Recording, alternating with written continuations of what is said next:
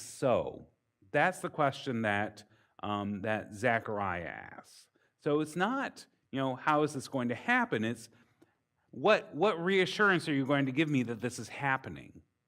And Mary, her question is, you know, how can this be since I am a virgin? So it's not saying this isn't happening. She's saying, how is it going to happen? Zechariah's, how will I know that this is so?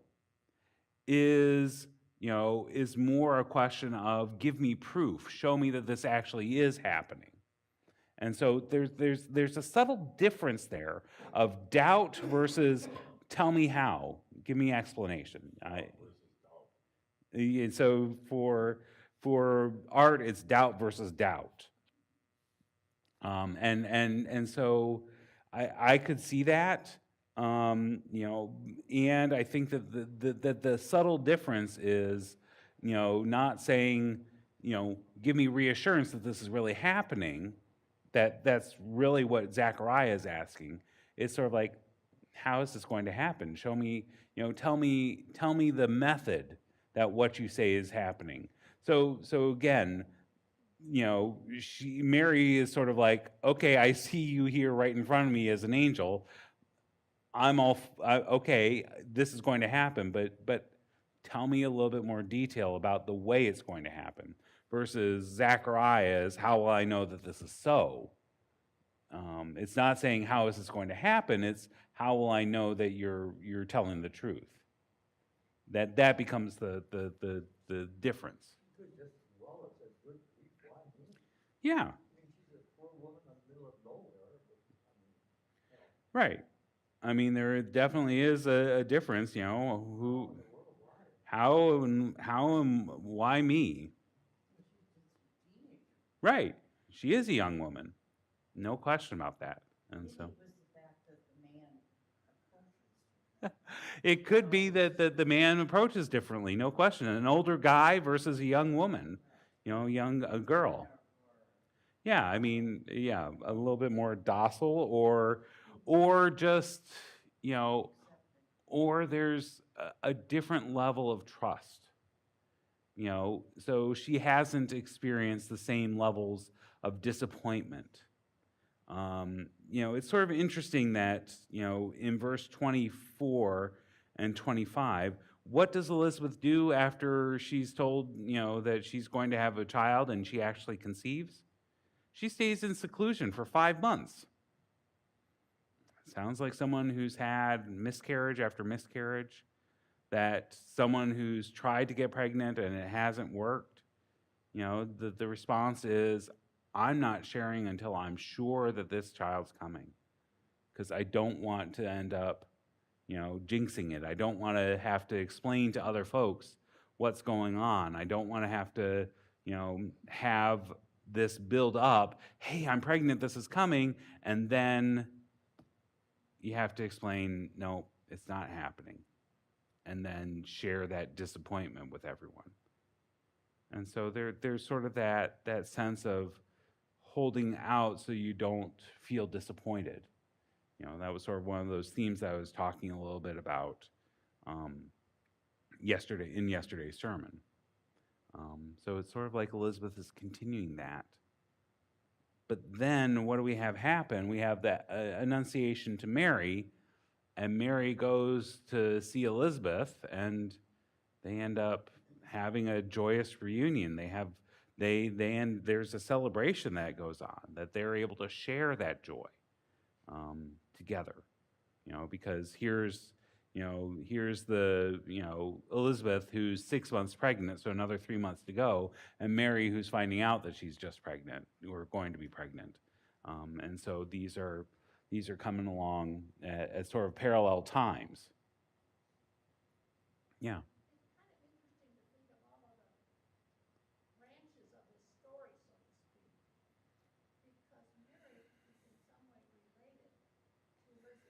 Hmm.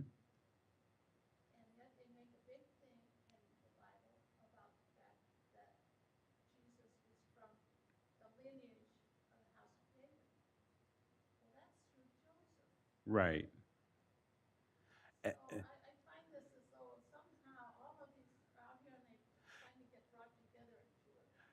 Yeah, there's definitely this, these ways of these different, lines of, you know, the history of the people of Israel are drawn together because, Elizabeth is, it says, um, Elizabeth is,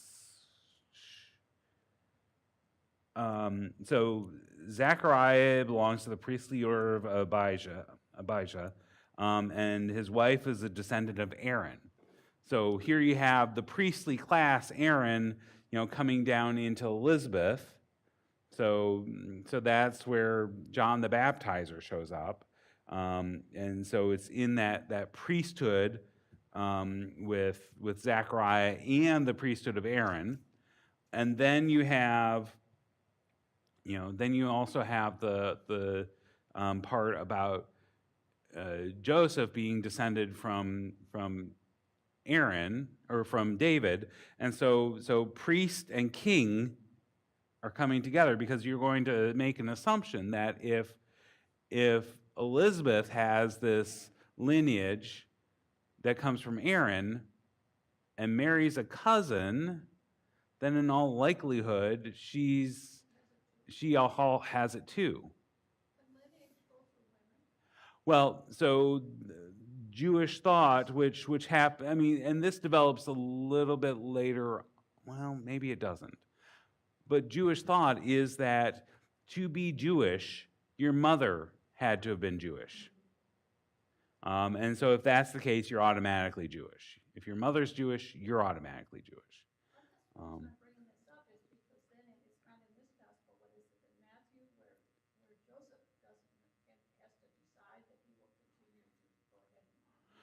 right.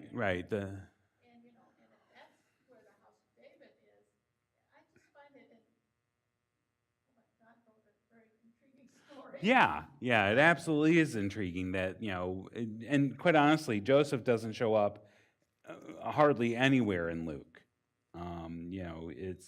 It's all about Mary and you know, Mary's Magnificat. They go to Bethlehem, and then that's where Jesus is born. But it's nothing about Joseph being involved in that, and which is sort of short and to the point and down. I'm setting out this account, and his goal really is to help the people who are coming into Christianity occur, and they have to go to Bethlehem where Jesus is born.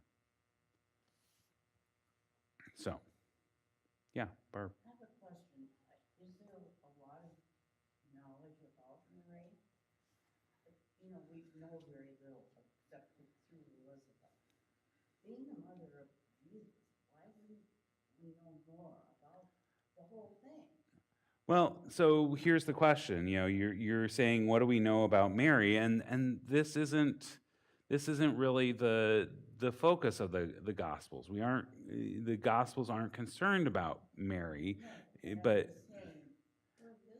yeah, there's nothing included in the Gospels because the focus is on Jesus and him being the Messiah, and so the we have little bits and pieces, and so we have the indication in one of the Gospels that Mary went on and had other kids,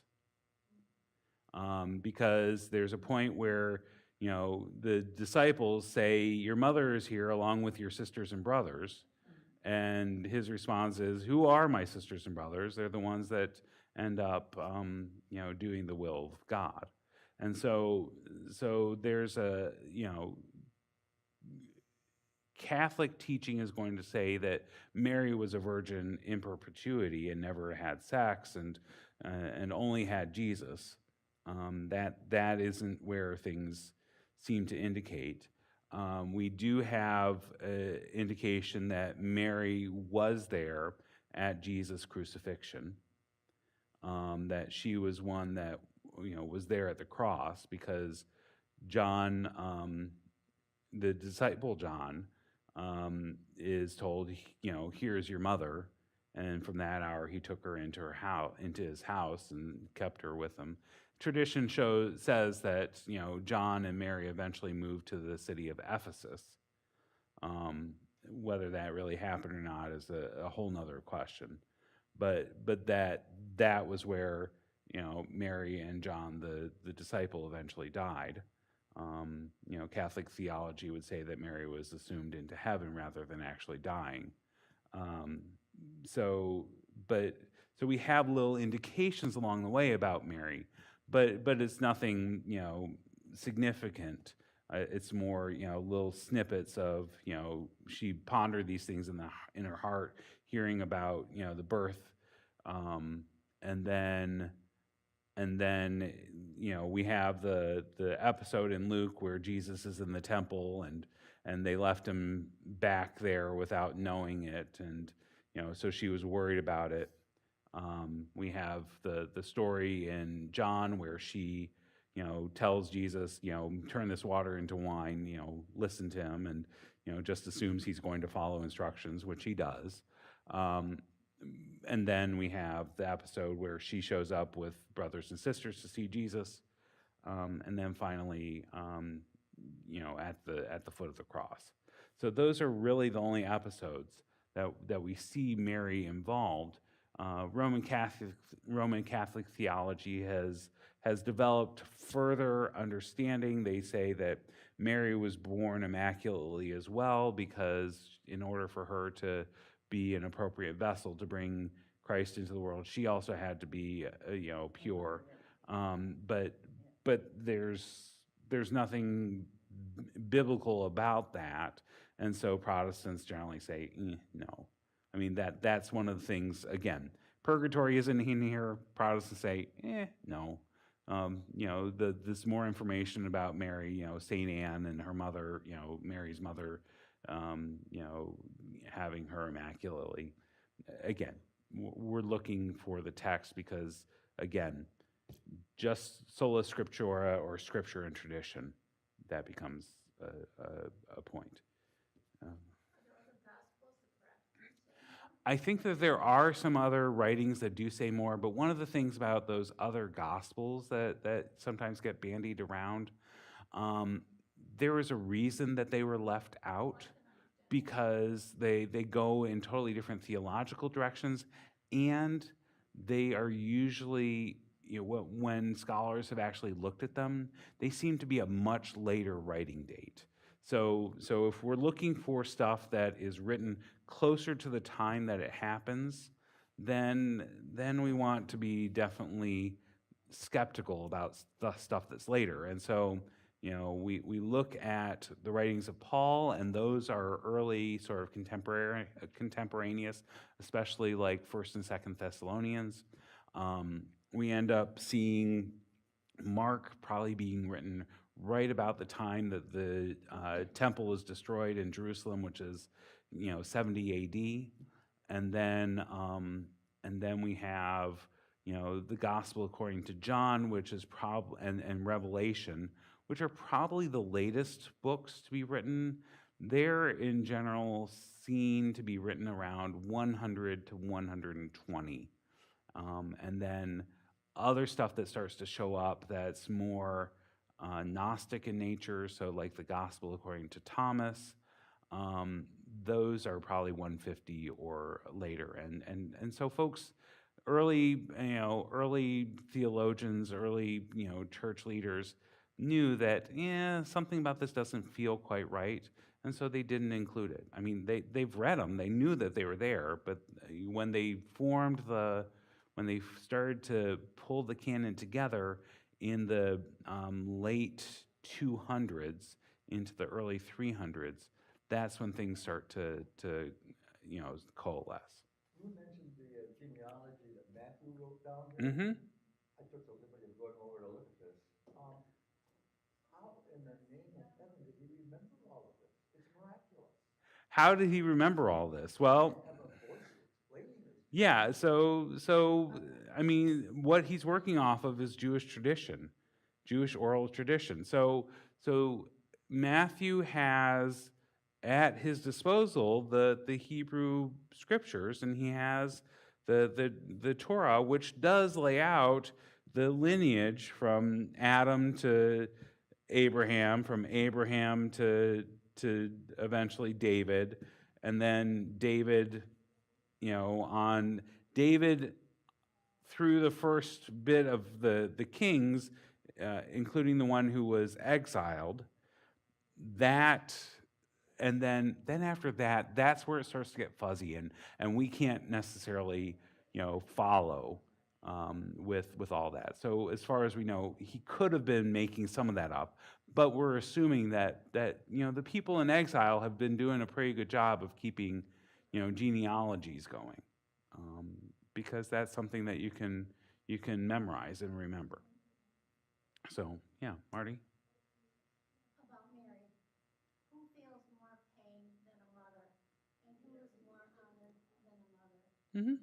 And I honestly think that Jesus, it stands to reason that he would have honored his mother. And so all these things that the Catholics claim, I believe it's possible. Oh, it's possible. It's absolutely possible. It's just, again, you have to remember what is your starting point? What are you calling as authoritative texts, authoritative sources? And so because Protestants came out of, a certain